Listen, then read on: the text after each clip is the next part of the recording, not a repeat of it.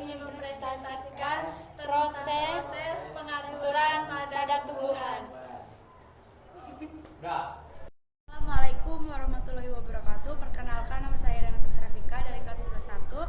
Saya di sini akan menerangkan tentang jaringan, organ, dan sistem organ. Yang pertama, saya akan menerangkan pengertian jaringan tersebut. Jaringan tubuh tumbuhan terdiri atas jaringan meristem, epidermis, parenkim, xilem, floem, kolenkim, dan sklerenkim. Nah, di sini yang pertama, jaringan meristem itu jaringan meristem adalah kumpulan sel-sel muda yang selalu melaksanakan pembelahan atau bersifat embryonal atau meristematis.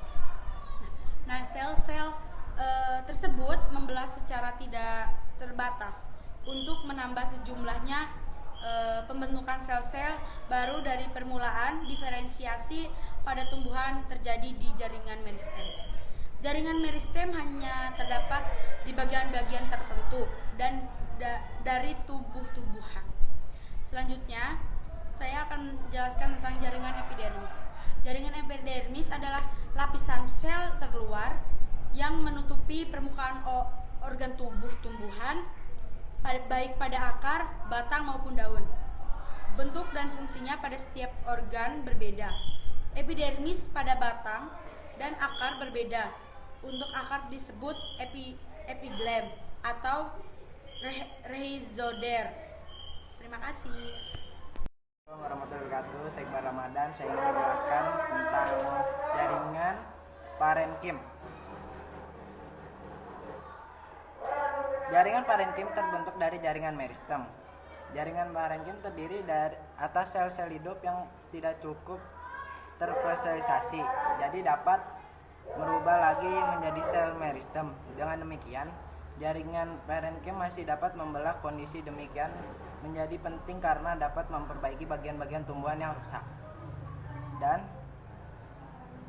jaringan kolenkim. Kolenkim adalah jaringan hidup yang memiliki banyak sifat parenkim. Berfungsi sebagai penguat pada organ muda maupun tua. Kolenkim terdapat pada bagian batang, bagian bunga, dan daun, buah, dan akar. Pada monokotil tidak terdapat kolenkim. Shadaqallahul azim.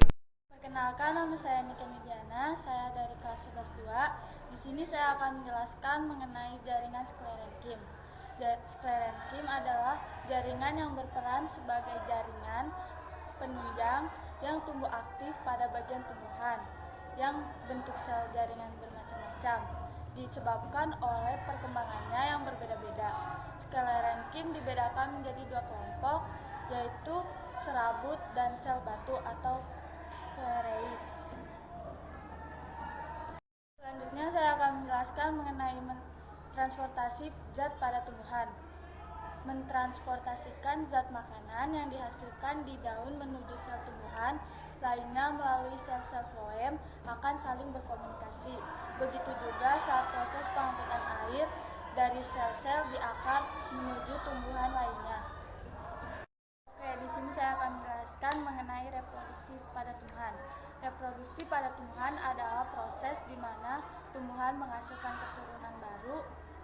Nah, di reproduksi tumbuhan ini terdapat dua jenis, yaitu di sini ada yang pertama itu ada reproduksi vegetatif, atau proses ini terjadi tanpa keterlibatan gamet atau sel kelamin sehingga keturunannya identik secara genetik dengan induknya. Reproduksi pada vegetatif dapat terjadi secara alami maupun buatan.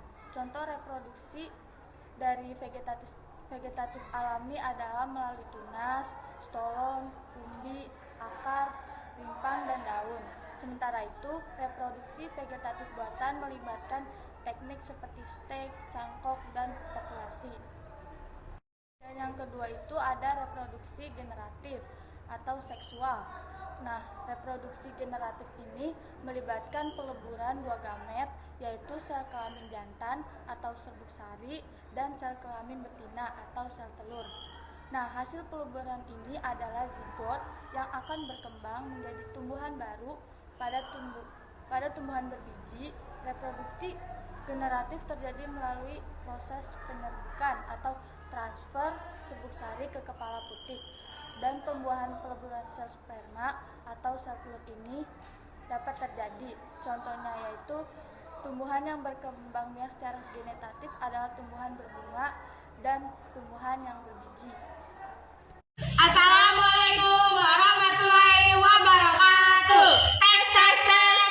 Sekian dan terima kasih.